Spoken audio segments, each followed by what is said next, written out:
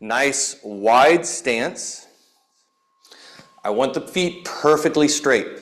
More than likely that right foot's going to want to turn out a little bit, or the left foot might turn out. Most people, the right foot's going to turn out a little bit more, largely because we'd have a gas pedal and a brake on our cars. So I want to make sure feet stay straight, kind of pay attention to the feet because that right foot may turn out a little bit. We're going to keep the wedge separate for now. From here, I want to bring one foot slightly forward, and we're going to very lightly lift the heel off the floor. And it only needs to be lifted enough to like slide a piece of paper under that heel. And then I want a little bit of a weight shift over to that front leg. It can only, like 60, 70% of weight. It does not need to be a huge weight shift. From here, I want to really work on spreading those toes and the ball of the foot as wide as you can. And I want to stay grounded through the ball of the pinky toe and the ball of the big toe.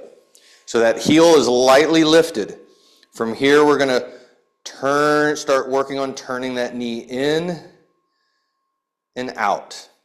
But as I turn that knee in and out, I don't want it to roll the foot. I don't want to lose contact with big toe or ball of pinky toe. So we got to have that spread, downward grounding motion as we're spiraling that knee in and out. And as you're doing this, you should notice as your knee turns out, that heel turns in, and as that knee turns in, the heel is turning out. And what that means is happening at the foot is that foot is wringing out like a washcloth. We're getting all those little joints through the midfoot to kind of slide and glide along each other, mobilizing them. You may get some stretch in the arch of the foot or in the calf. And then we're going to switch and do the same thing on the other side. So again, one foot's a little bit in forward of the other, lightly lifting the heel off the floor and then shifting our weight onto that leg. From here, spread the toes wide, ground through the ball of the big toe, ball of the pinky toe, and then we can start playing with the rotation of that knee. Now, I want to pay attention to how does it feel in the right foot compared to the left foot. My left foot feels stiffer. I don't get a bigger stretch in it, it just feels stiff. And so that's fairly common on my left leg is the leg that tends to hold more tension because my right knee is the one that is unstable after 5 surgeries and no posterior cruciate ligament. My left leg tends to hold more tension to support my right. So once we match this side to the other side, we're going to come back to that first foot. And we're now going to bring in the wedge. So the wedge is going to come at a 45-degree angle underneath the ball of the big toe. I want it so we're going to slide it underneath so it goes the ball of the big toe, the ball of the second toe, and a little bit of the ball of the third toe are on the wedge. And the fourth and fifth are on the floor. And this is just going to create a little bit of a pre-stretch in the arch of the foot. So hopefully you can get it pretty good. So my foot is straight. That wedge is coming in 45 degrees into that big toe line.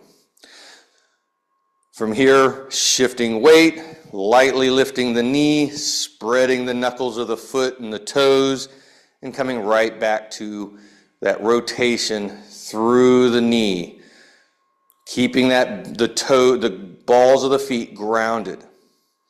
And one thing to kind of be aware of here, the pinky toe is not the ball. The ball of the pinky toe is actually back here a little bit. So if you're coming up to where you got the pinky toe touching, my ball of the big pinky toe is actually off the floor right now. It needs to be about there in order to maintain that contact with the pinky toe, which is why I don't want to lift the heel high, because it's going to lift that ball of the toe off the floor.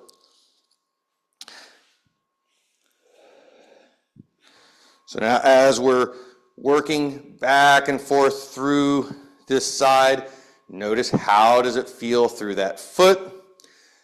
The wedge should create a little bit more stretchiness, so you might get feel a little bit more in the arch of the foot.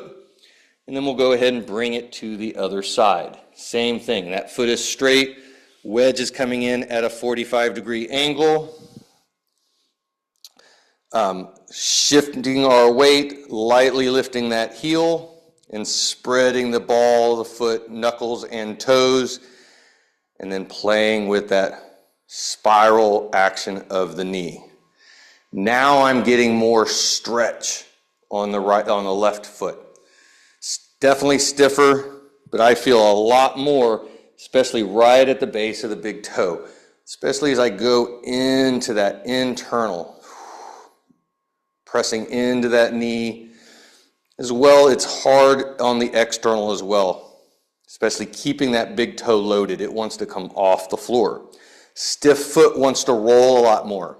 It doesn't have the mobility to stay flush, for the knuckles to stay grounded. So I want to keep my range of motion of the knee small enough that I'm maintaining grounded foot. And you may notice one knee you can travel further than the other. That's going to be a significant imbalance. So those are the things we're trying to work to get better balance into the feet.